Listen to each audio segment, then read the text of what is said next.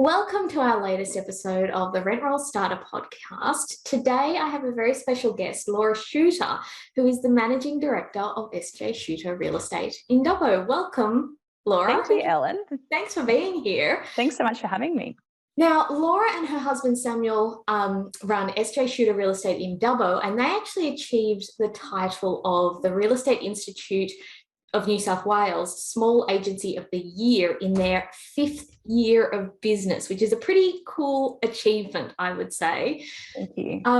But Laura isn't just the managing director at SJ Shooter in Dubbo. She's also taken on an interesting new challenge this year that involved taking a 100-kilometre bike ride just on Sunday as a training ride. Do you want to fill us in on why on earth you rode 100 kilometres around Dubbo this last week?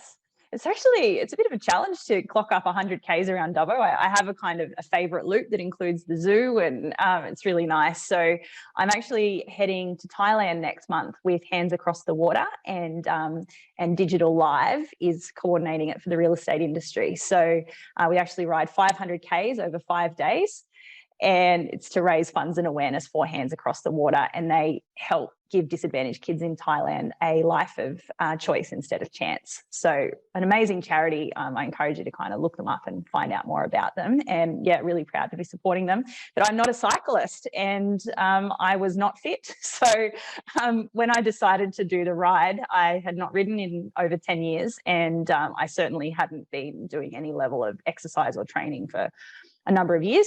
So it started off, my first ride was 7 kilometres. I did that in February, and that was a real punish, and I was so sore everywhere. And I've gradually been increasing it, and I knew that I'd feel a lot better about the ride and the trip if I could get a 100K ride in before I left. So that was Sunday, got my 100K ride in. Congratulations. And I've got to ask, how long did it take to cover 100 kilometres? 6 hours and 15 minutes. That's riding time. That's not including my little stops. Oh, so, my goodness, that's punishing.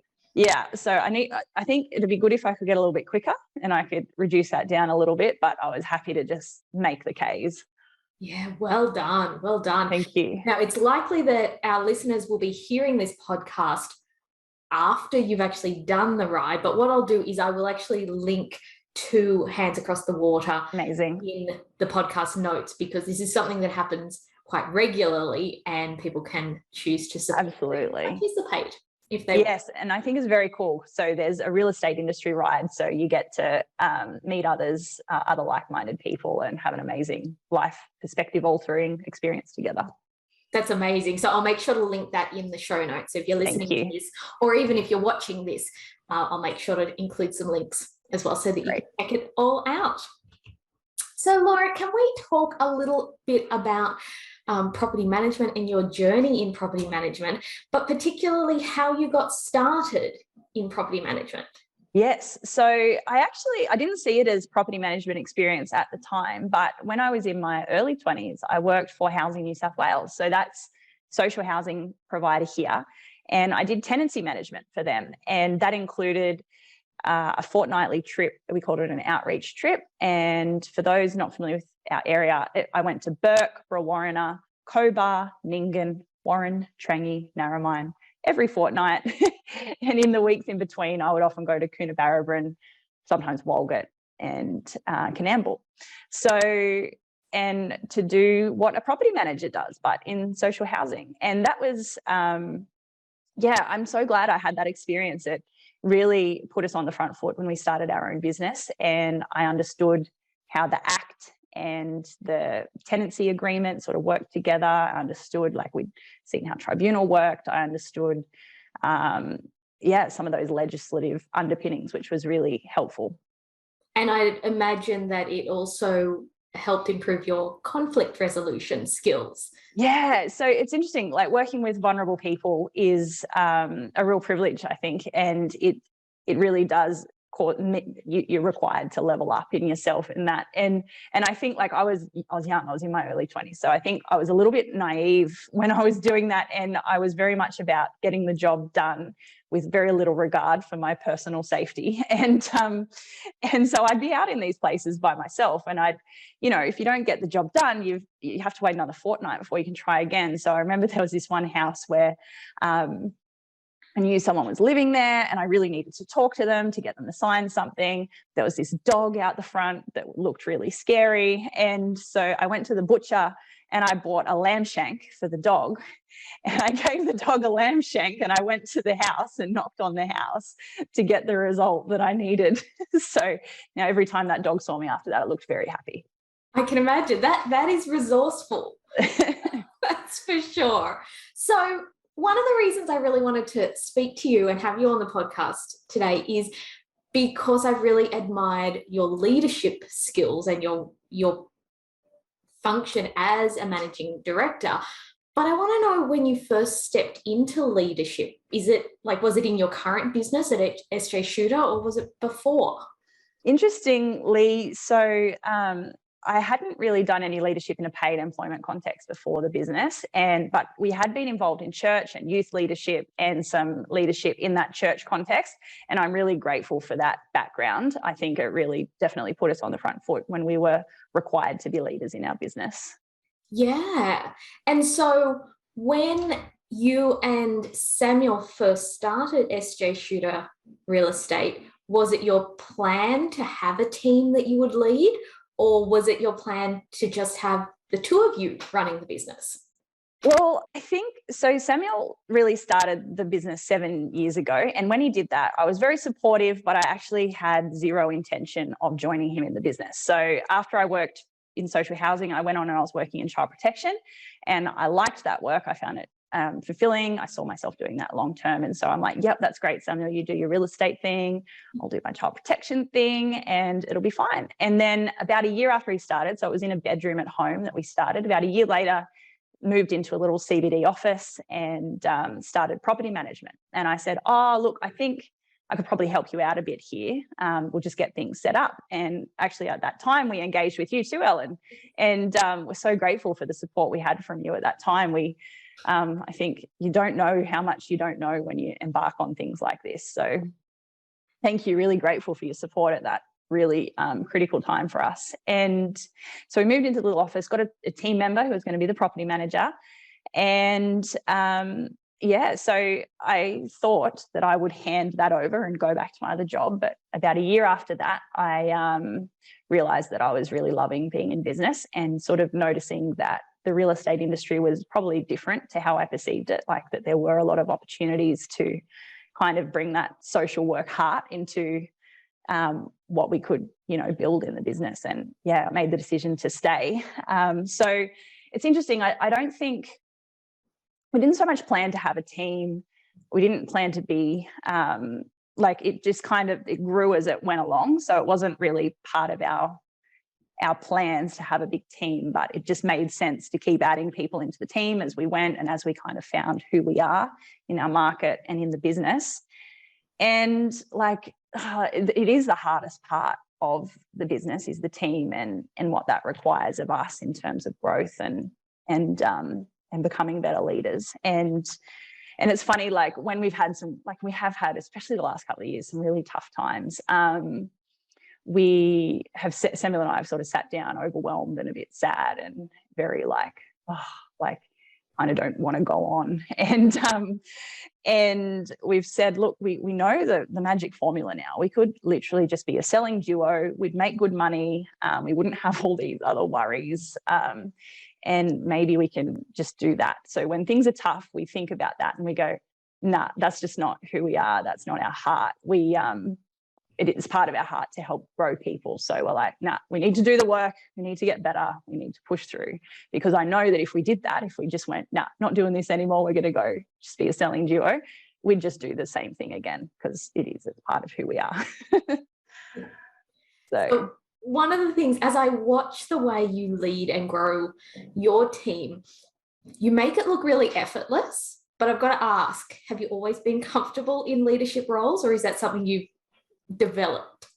It's definitely, even like to say comfortable, I still am not comfortable. And I think it's probably the most uncomfortable thing I've ever done and continue to do is own that leadership part that I need to occupy in the business. And I didn't really see myself as a leader in the current business. I think I always I came into it and I'm like, yep, I'm helping Samuel.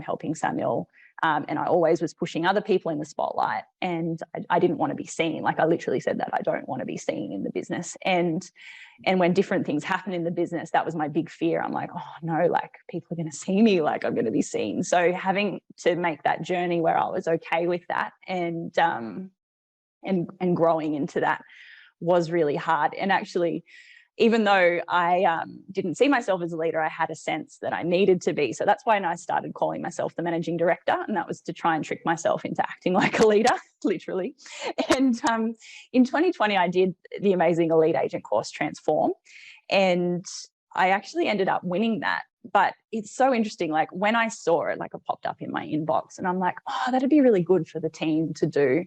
And I'm like, oh, I guess a real leader would do it too. And so like I did the course, we did it together. And that was really where I made that shift to go, I'm here to be in the background, to go, no, I'm here because I love it and I see the opportunities and I'm ready to really own it.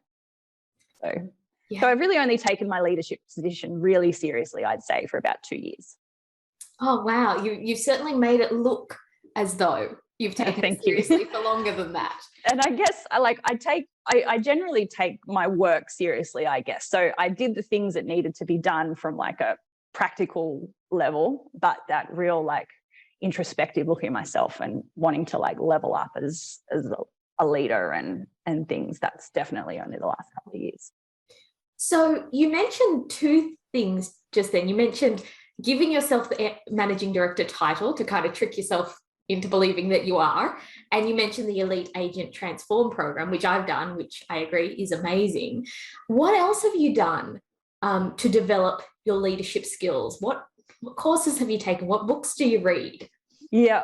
Oh, awesome. So, and I think like, when I think about like the position of leadership, I'm like, it's just so important to keep learning. So really adopting learning as a habit and a hobby, because it's not just money on the line with this stuff, it's precious people.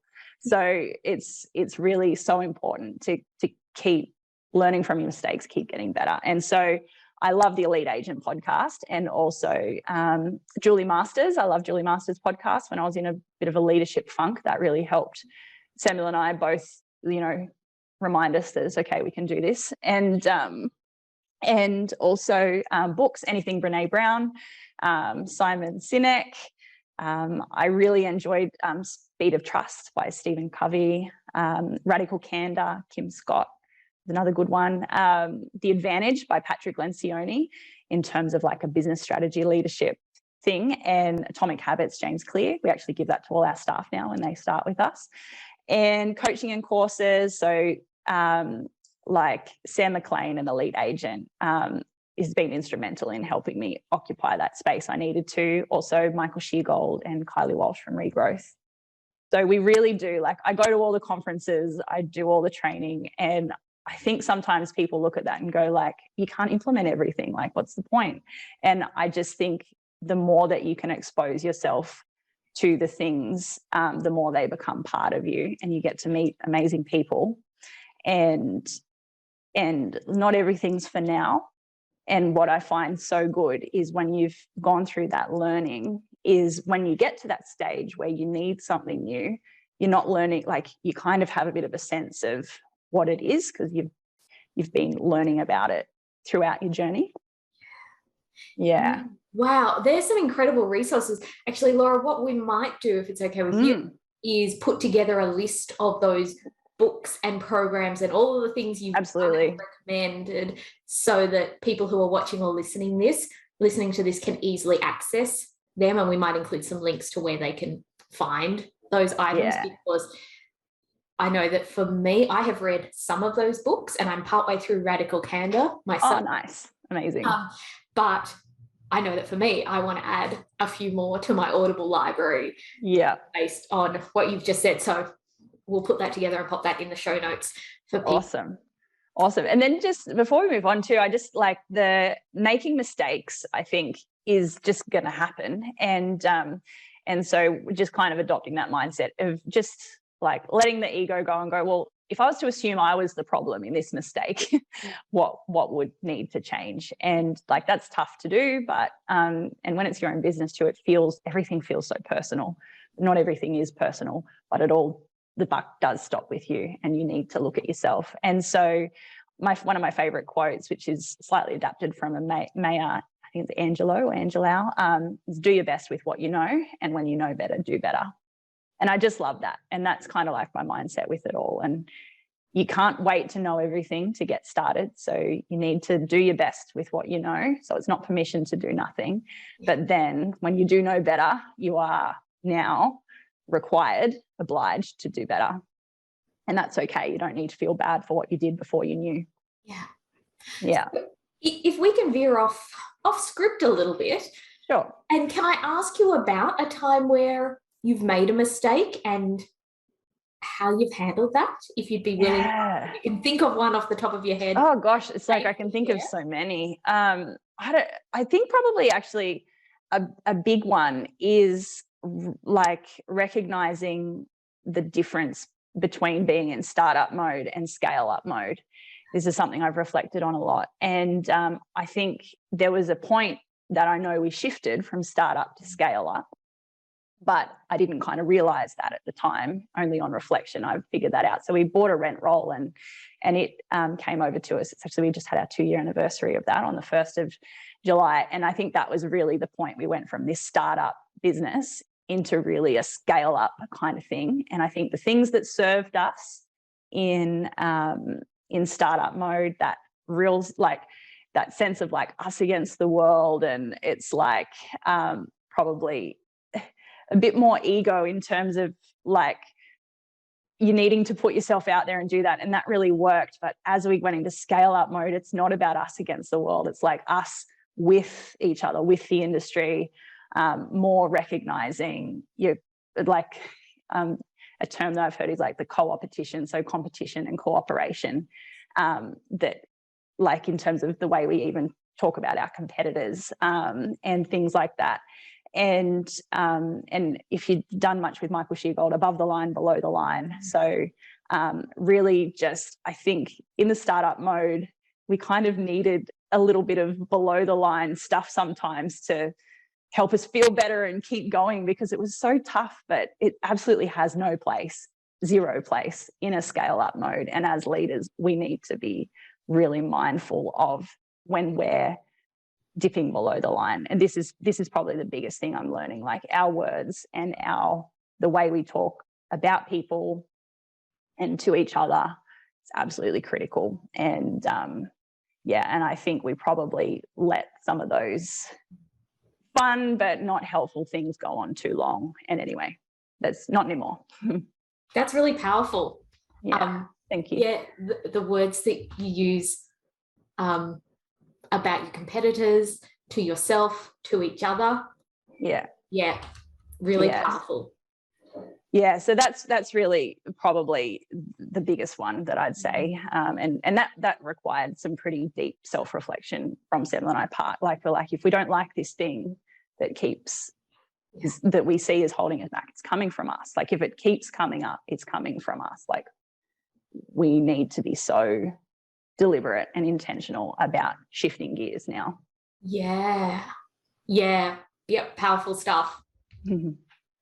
So can I ask you a little bit about delegation and learning to trust your team? Because I know that certainly for me and for so many of the rent roll owners that I know who are in startup mode, in that phase of their business, as they're hiring people, learning to delegate stuff to them and learning to trust them is one of the biggest challenges. How on earth did you do that? Yes, I think I had a slight advantage in that when I came into the business, I was never intending to be the property manager. So it's really always been my role to try and make property management work without really having to do property management. So of course, as the time has gone on and we've grown, like I've done all the things, I've done all the roles, but I did have a slight advantage in that. But I think working on the systems is key. And I love a good quote. James Clear, he says, you won't rise to the level of your dreams, you'll fall to the level of your systems. I only heard that for the first time the other day and it floored me. Yeah.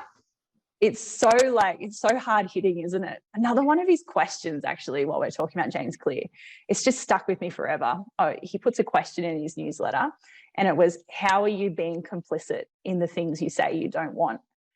And I'm like, that hurts a little. Like, I'm never going to be able to walk away from that question in my life. Like, I'm like, oh man, like that's, okay. Like that's a good one. So, yeah. And I think that's a great accountability question when thinking about delegation as well. So how are you being complicit in the things you say you don't want, and focusing on the systems. And I think what's been good for me, so as we've grown and as I've wanted to move even further away from like the operational day-to-day stuff and focus on more community stuff and industry stuff, there's been some things that I've needed to let go of that I felt pretty attached to. And I think if you look first at the things that are causing you the most grief and delegate them first, like that's a good way. And then you get that hit of enjoyment of having more time and not having to do that thing that you dread anymore. And that's kind of a good thing. So if you look at the things that are causing you the most pain or the most time, start with them and focus on the system. And I make a lot of Loom videos, so many Loom videos. Yep, I love the Loom videos. Yeah. So that's my tips. That's amazing. So when we think about a lot of the people who will be listening to this podcast, a lot of them won't have any staff yet, or maybe only have a virtual assistant or just one person working part-time for them or something like that. Do you have some advice for people who are considering hiring someone into their team? Yes, I think really be clear on where you're headed in terms of, are you wanting to maintain or are you wanting to scale? And I think that really is an important step in your mindset around the type of person you're recruiting, the type of recruiting you're going to do, or whether or not you'd be better off simply improving your systems, getting more out of your tech, or using a VA more before that. Because the thing that I learned is that the team, it's actually going to require more of yourself, not less of yourself. And so there will be challenges, but that's the gig. Samuel and I, we were having a bit of a tough time with some stuff that it was just a tough time in the business. And we bumped into you and Morton at the airport, and it was actually just after we won the REA award for Best Small Agency of the Year, and we felt like the whole world was on fire back home, and it was a little bit hard to smile for the cameras, to be honest, on that night. And we saw him at the airport, and we were a bit like, oh, like this is ironic that we just won this, because we feel like we're not doing anything right at the moment. And he said, you know what, like he was very like super compassionate and understanding, but he said, this is the gig. And he said that it is the gig, that there's literally nothing you can ever do that's going to prevent you from having moments like this in the future. And I really, and it, like, that was just so helpful for us at the time. And when we've had moments again, like we're like, well, this is the gig. So if you don't want the challenges, don't scale. Like if that's not work you want to do, like look at becoming more profitable, look at how you can get better efficiencies, more vertical integrations, more, like I'd say, look at that stuff if that's not the gig that you want, because it's going to require more, not less. But in terms of if you are recruiting, I love recruiting. It's actually like really my favorite thing. And I've learned a lot along the way. It's probably one of the things I won't let go of until it's super necessary for me. It's one of the last things that I'm still heavily operationally involved in, actually. And I'd say be picky, but not petty. So I think I used to be a bit petty in the recruitment. I'm like, you didn't put a capital I there, like, bam, you're out.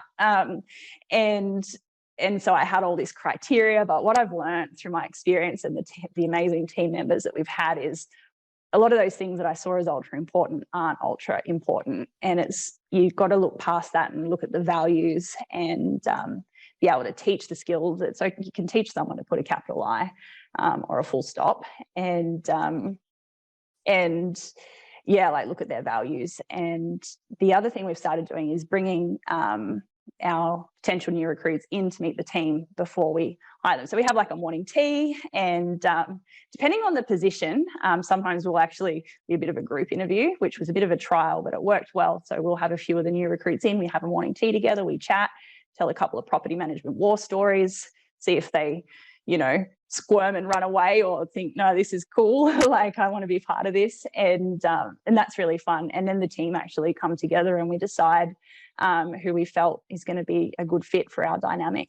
And another tip I would say is entry-level ads and entry-level recruitments get way more interest. And again, that's part of the work is teaching people. We've not had get a lot less interest when you're trying to pull in someone experienced. And another little trick that I do, so our last recruitment, we actually got the team to do an activity where late last year, we said, what do you love about working here? And that we did some activities to get their thoughts and then boiled them down into like a top 10 reasons people like working with us. And I actually put that list next time I did a recruitment.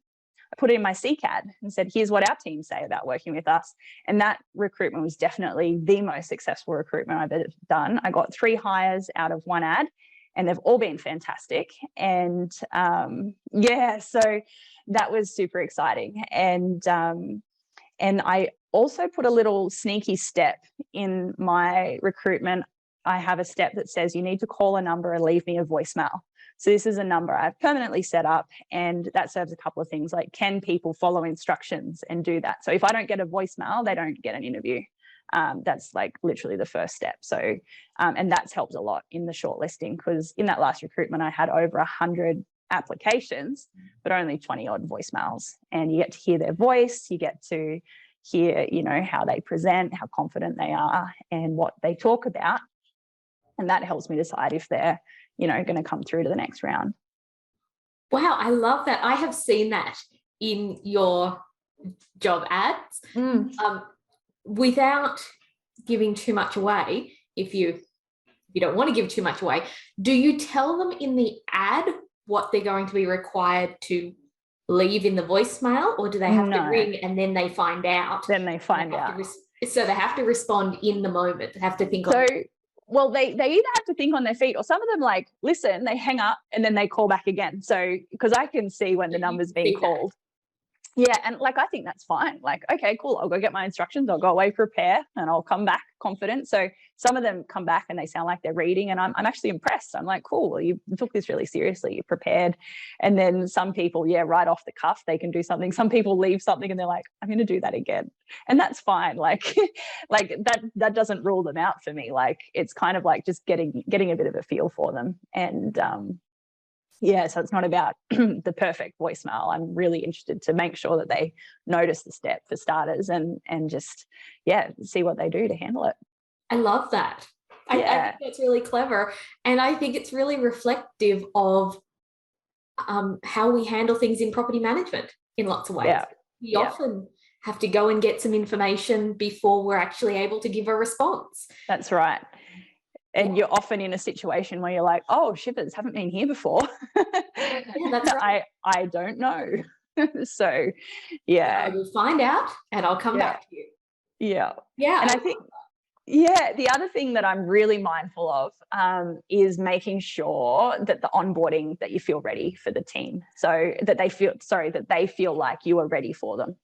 So making sure their computers all set up, that they've got logins for all the software.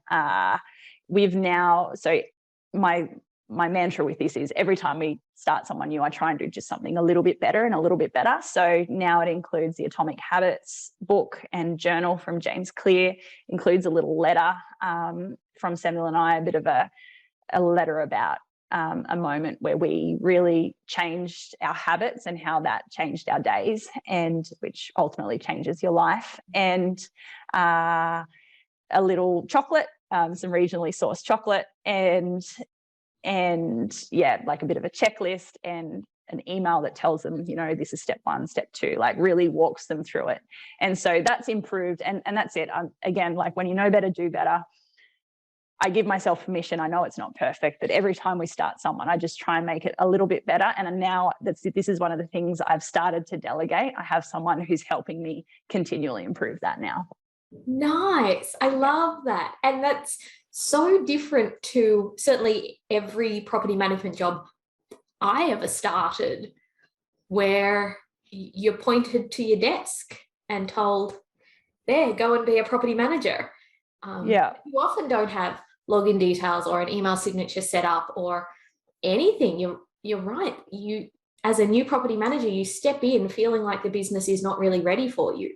So how lovely. So that was, yeah, thank you. That was definitely my experience, like working in government roles. Yeah. Like you kind of get there and you spend your first day on the phone to IT. And I'm like I didn't find that a super negative experience or anything, but I'm like, oh, like if I was doing this, I'd do that a bit differently. So yeah. Yeah, well done. I love that.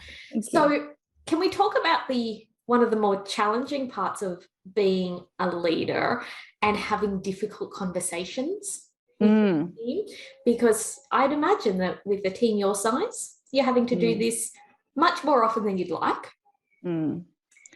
How do you approach challenging conversations? Yeah, it's so interesting. Like, and I think it actually doesn't get easier. And I have done specific training around having difficult conversations, which I don't like. There's not a particular one I would recommend. I just think like seek them out, like find what other people are saying about having difficult conversations. And what I noticed about all those, they said it actually doesn't get easier, really.